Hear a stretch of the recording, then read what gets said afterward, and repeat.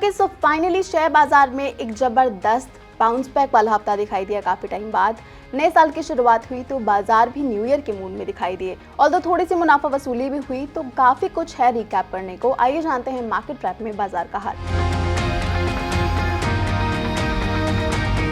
सबसे पहले तो इंडियन स्टॉक मार्केट में नए साल का जोश हाई दिखा। निफ्टी की पहली वीकली एक्सपायरी थी साल की, तो इस मौके पर सेंसेक्स 80,000 और निफ्टी 24,200 का लेवल फिर से रिक्लेम करता हुआ नजर आया। एफआईआई की ओर से 11 दिनों की बिकवाली भी थमती दिखाई दी और इन्होंने कैश इंडेक्स और स्टॉक फ्यूचर्स मिलाकर 15,000 करोड़ रुपए की दमदार खरीदारी की। तेजी की कुछ और वजहें भी रही। पहला, ऑटो कंपनीज के सेल्स नंबर आए और बैंकों के Q3 अपडेट से बाजार को सपोर्ट मिला। इसके अलावा बजट के पहले का सेंटिमेंट था। साथ ही अमेरिका में इस महीने डोनाल्ड ट्रंप सत्ता संभालेंगे तो आईटी कंपनीज के आउटलुक को लेकर पॉजिटिव डिस्कशन चल रहा है। ये भी बाजार के लिए पॉजिटिव ट्रिगर रहा। वैसे बता दें कि शेयर बाजार में 2 दिनों की तेजी से निवेशकों की संपत्ति 8.52 लाख करोड़ बढ़ गई है। हालांकि फ्राइडे को बाजार थोड़े कमजोर रहे।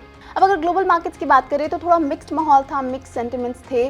स्पेशली यूएस मार्केट्स में हॉलिडे सीजन के बाद थोड़ी वॉलेटिलिटी दिखाई दी। यूएस बाजार में नए साल की शुरुआत सुस्ती के साथ हुई। अनुमान से कम साप्ताहिक बेरोजगारी आंकड़ों से ब्याज दर कटौती में धीमापन रहने की संभावना है।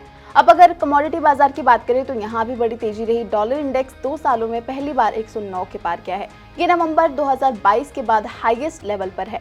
कच्चा तेल $76 के पास 2 महीने की ऊंचाई पर पहुंच गया है। सोना और चांदी में भी उछाल रही। रुपया इस हफ्ते भी नए लोज बनाता नजर आया और 85.78 पर डॉलर के पार निकल गया। अब आगे का आउटलुक भी बहुत इंटरेस्टिंग है। आने वाले वीक्स बहुत ही ज़्यादा इवेंटफुल रहने वाले हैं। बजट को लेकर एक्सपेक्टेशंस आएंगी। तीसरी तिमाही के नतीजे आने वाले हैं। यूएस मार्केट में एक्शन दिखेगा ट्रंप के ओथ सेरेमनी के पहले, तो यहाँ पर बाजार की नज़र रहेगी।